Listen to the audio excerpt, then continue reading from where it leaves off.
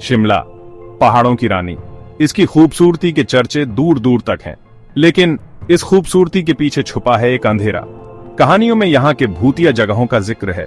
एक जगह है जो सबसे ज्यादा डरावनी है, पहाड़ी पर बना पुराना कॉलेज। कहते हैं यहाँ एक काला साया है। यहाँ के लोगों के पास तो और भी डरावनी कहानियां हैं। खाली गलियारों में कदमों की आहट, हवा में फुसफुसाहट। लेकिन एक कहानी सबसे ज्यादा खौफनाक है, ब्लॉक सी की कहानी। ये ब्लॉक हमेशा के लिए बंद कर दिया गया, डर के साए में। 1995 की बात है।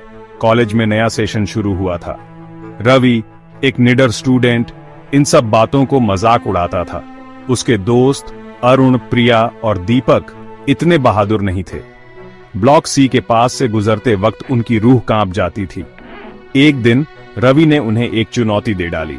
उसने कहा, ब्लॉक सी में एक रात बिताओ। उसके दोस्त डर गए। ये चुनौती बहुत ही भयानक थी, लेकिन रवि के ताने कम नहीं हो रहे थे। आखिरकार वो मान गए।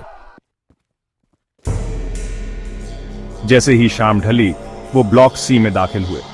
हवा में ठंडक बराज गई। चारों तरफ एक अजीब सी खामोशी छा गई। हर तरफ धूल ही धूल थी। हर कोने से मकड़ी के जाले लटक रहे थे।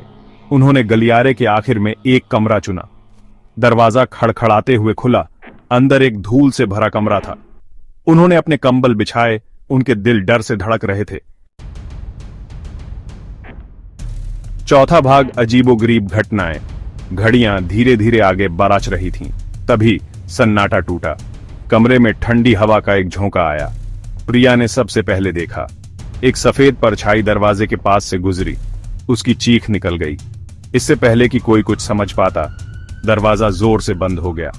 वो उसे खोलने के लिए दौड़े, लेकिन वो नहीं खुला। दीवारों से खरोंचने की आवाजें आ रही थीं। फिर एक खौफनाक चीख पूरी बिल्डिंग में गूंज उठी। पांचवा भाग, सच्चाई आई सामने। डर के मारे वो सब एक दूसरे से चिपक गए और सुबह होने का इंतजार करने लगे। जैसे ही सूरज उगा, वो वहां से भाग निकले। रवि डरा हुआ था, लेकिन उसने ठान लिया था कि उसे जवाब मिलेगा। उसे एक बूढ़ा चपरासी मिला, जिसके चेहरे पर डर साफ दिखाई दे रहा था। चपरासी ने उसे सच बताया। 20 साल पहले माया नाम की एक लड़की ने ब्लॉक सी में फांसी लगा ली थी। वो बहुत दुखी थी। उसके प्रेमी ने उसे धोखा दिया था। उसकी आत्मा, जिसे शांति नहीं मिली, उस बिल्डिंग में भटक रही थी। ब्लॉक सी को हमेशा के लिए बंद कर दिया गया, लेकिन माया की आत्मा वहीं रही। उसके दुखद अंत की याद दिलाती रही।